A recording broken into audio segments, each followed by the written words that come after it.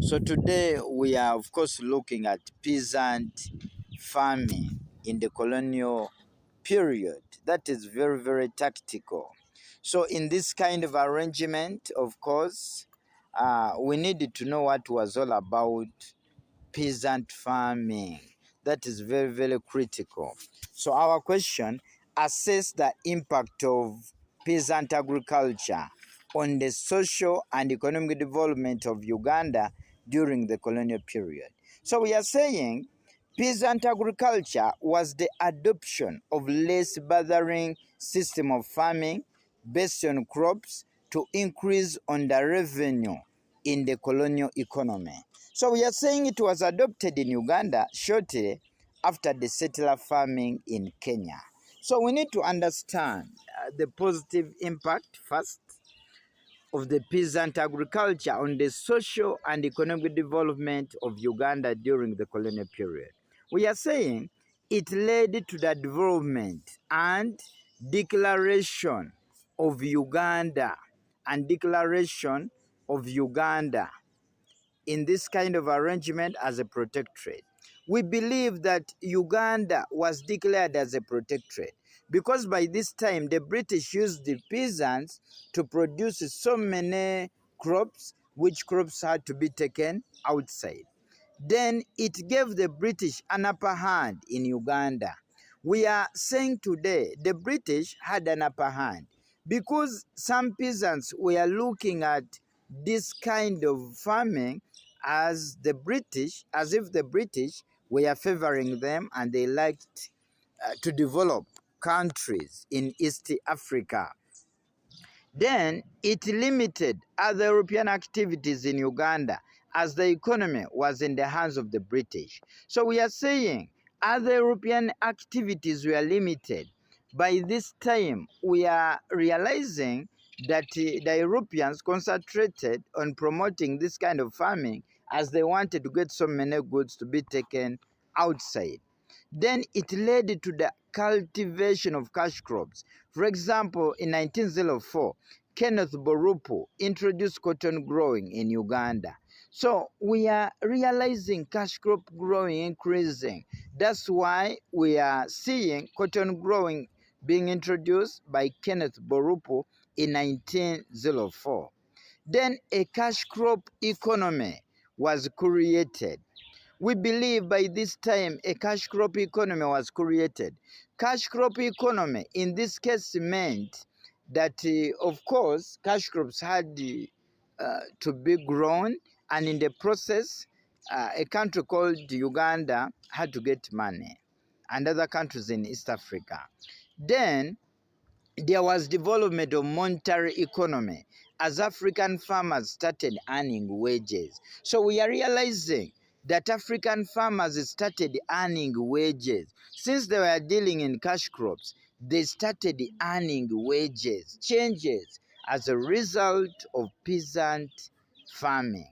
Then it led to the creation of employment opportunities to some Ugandans who worked on the peasant farms. So those Ugandans who worked on the peasant farms, some were, of course, normal workers, but at least they had to get some kind of jobs and they got some money. It facilitated the development of agro-processing industries, for example, maize mills, coffee canneries, cotton ginneries. We are realizing as so many crops were planted, there was what you call development of maize mills, coffee canneries. This was done because they wanted to do what you call value addition. It contributed to the economic development of the colonial economy as the coffee, cotton were exported. Thus, foreign exchange was fetched. So we are saying in this kind of arrangement that it led to economic development. How? Because coffee and cotton were exported, and this helped Uganda to get a lot of money. Then it led to the improved standards of living. We are realizing improvement in the standard of living as people got some money. as in form of wages in this kind of arrangement, we are realizing standard of living had to change.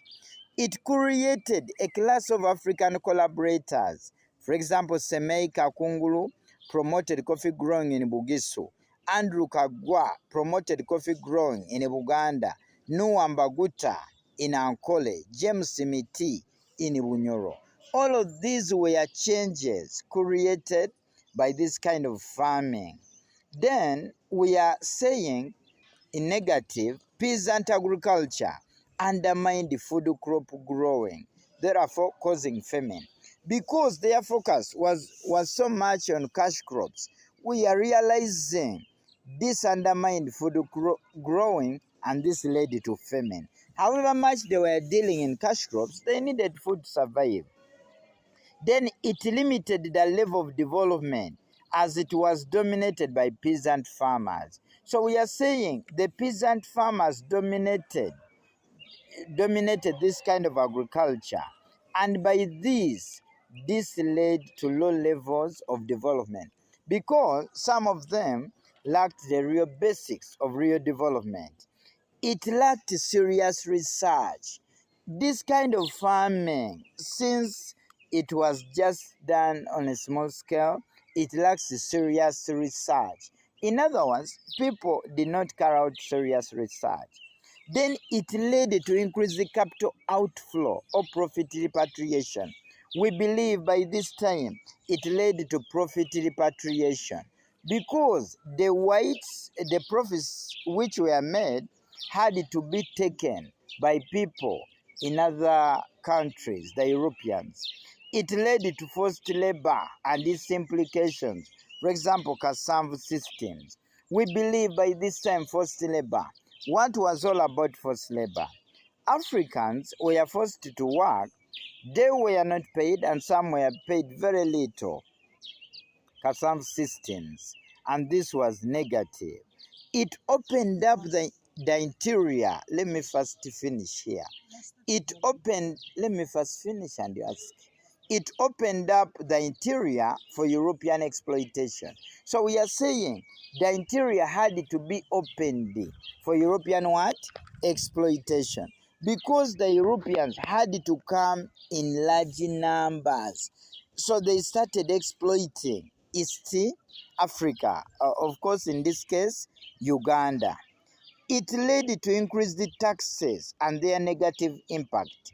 So in this kind of arrangement, it led to increase the taxes because we are saying agriculture was being carried out.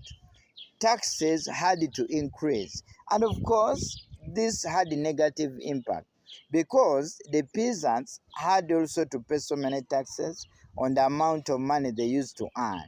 Uganda became a supplier to the European industries. So we are realizing that Uganda became a supplier to the European industries, where I can say in this kind of arrangement, Uganda became a supplier to the European industries. Uganda started supplying issues like cotton, coffee to the European industries. Mind you, the Europeans, their issue for them, they wanted raw materials.